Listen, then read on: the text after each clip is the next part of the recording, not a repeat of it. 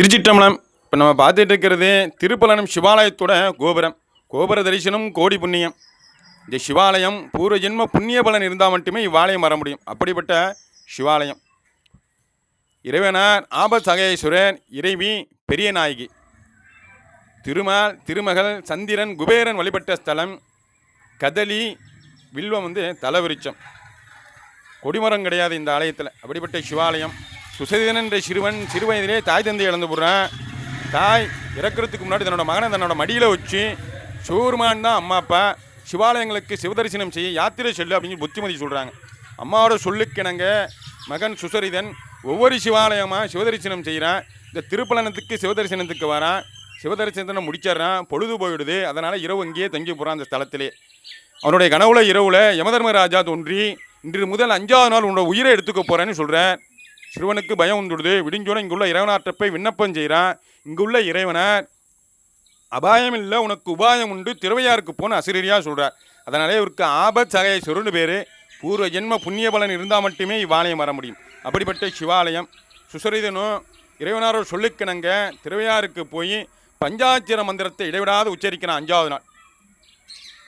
அப்படியே உச்சரிச்சுக்கிட்டே இருக்கான். யமதர்மராஜாவும் யமலோகத்திலிருந்து பூலோகம் திருவையார் ஸ்தலத்துக்கு வந்தார். பாசக்கரை எடுத்து சுசரிதன் மேலே வீசுகிறார். இங்குள்ள ஐயாரப்பர் ஆட்கொண்டாராக சுசரிதனை ஆட்கொள்கிறார். அதுதான் திருஞான சம்பந்தனுடைய தேவார பாடலில் குறிப்பிட்டிருப்பார்.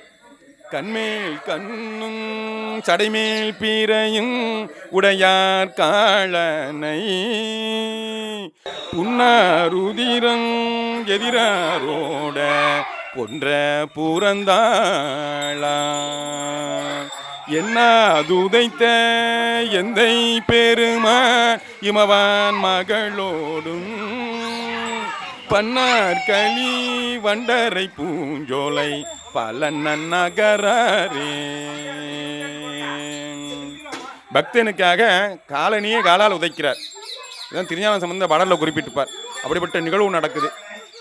அப்படிப்பட்ட சிவாலயம். பொதுவாக பார்த்தீங்கன்னா எல்லா சிவாலயங்களில் சிவசன்னிதானத்திற்கு பின்னாடி முருகப்பெருமானோட சன்னிதானம் இருக்கும். இந்த திருப்பலன ஆலயத்தில் மட்டும் பார்த்துக்கிட்டிங்கன்னா வேணுகோபாலர் குழலூது போல சன்னிதானம் இருக்கும் இங்கே. அப்படிப்பட்ட சிவாலயம். கொடிமரம் கிடையாது இந்த ஆலயத்தில். ரொம்ப முக்கியமான சிவாலயம். பூர்வ ஜென்ம புண்ணிய பலன் இருந்தால் மட்டுமே இவ்வாலயம் வர முடியும். அப்படிப்பட்ட சிவாலயம்.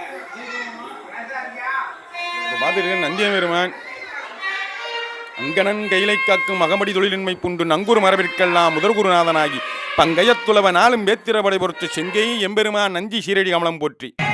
இந்த துணியை நம்ம நந்தியபெருமான்கிட்ட போய் சொல்லணும். அப்படிப்பட்டது ரொம்ப சிறப்பானது. இந்த உலகத்துள்ள அனைத்து ஜீவராஜும் சிவதரிசனம் செய்யப்போம். இப்போ நம்ம பார்த்துட்டு இருக்கிறது அம்மன் சன்னிதானம்.